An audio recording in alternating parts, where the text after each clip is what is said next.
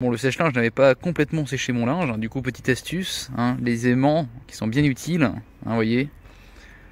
Donc là on a le soleil, hein, le soleil qui est revenu, hein, après la pluie le beau temps. Et donc là, hop, petits aimants. Et voilà, ça bouge plus. Fin de séchage au naturel. Bon les amis, ici ça c'est pas ce qu'on appelle avoir rangé son linge au bon moment.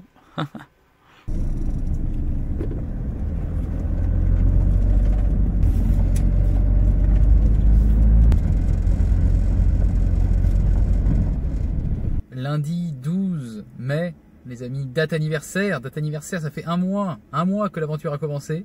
Aujourd'hui la visite de Saint-Émilion, un petit village, évidemment rattaché à son vin. Donc là on est dans un domaine viticole. Commençons directement dans le vif du sujet. Petite visite suivie d'une petite dégustation. Allez, c'est parti.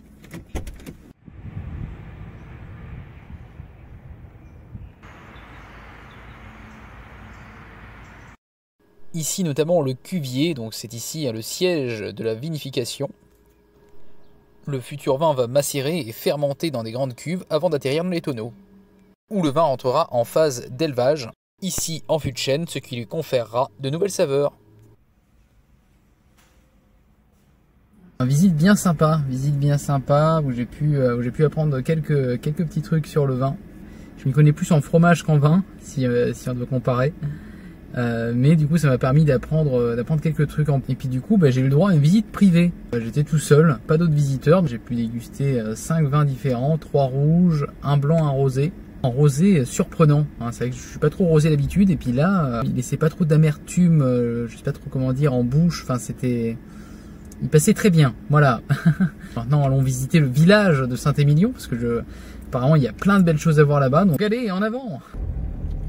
Regardez-moi toutes ces vignes, les amis, c'est énorme, il y en a partout. Donc là on a un engin agricole, un vrai virage, on a vraiment l'impression qu'il va se retourner le truc, quoi. C'est assez incroyable. Ça va être assez particulier de conduire, regardez-moi ça, comment ça. Ici on est dans un village avec un fort passé religieux. Cette ville a été fondée autour de la légende d'un moine breton, Saint-Émilion, dont on reprendra le nom pour créer cette ville.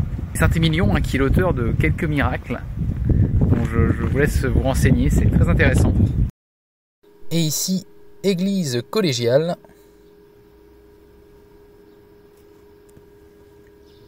Et avec là, son cloître bien paisible.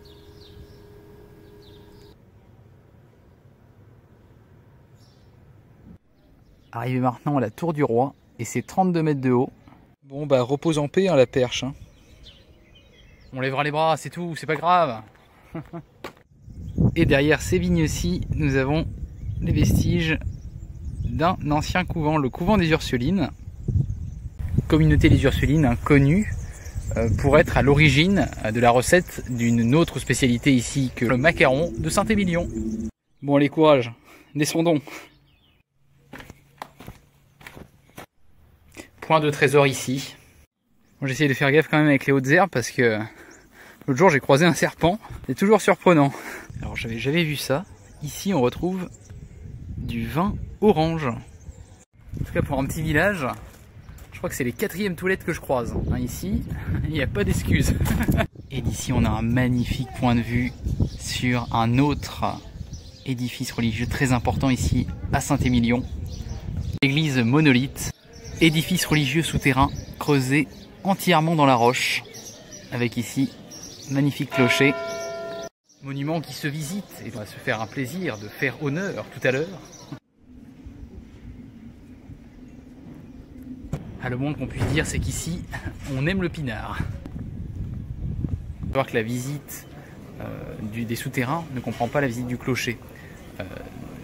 C'est une petite option à 2 €, mais qui je pense en vaut vachement la peine. Et donc c'est marrant parce que donc vous payez votre petite, vous donnez 2 € et on vous confie carrément la clé. Voilà, et vous y allez en autonomie. Donc j'adore le concept. Alors ce clocher il servait notamment de repère aux pèlerins de Saint-Jacques-de-Compostelle, ce qui leur permettait de voir de loin que c'était ici, sous ce clocher, qui était située l'église.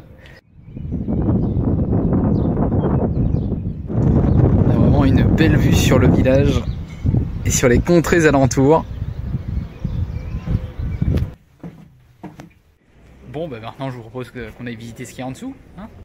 Bon, malheureusement pour vous, photos et vidéos complètement interdites à l'intérieur. Voilà, si vous passez par là, franchement, s'il y avait qu'une chose à faire dans ce village, ce serait vraiment de visiter cette église monolithe qui est quand même la plus vaste d'Europe. Donc il y a quand même quelque chose d'unique.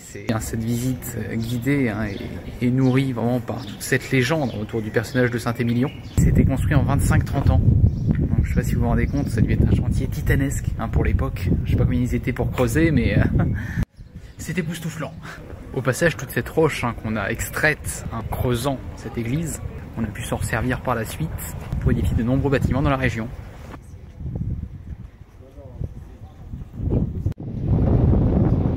C'est ainsi que s'achève ce passage à Saint-Émilion.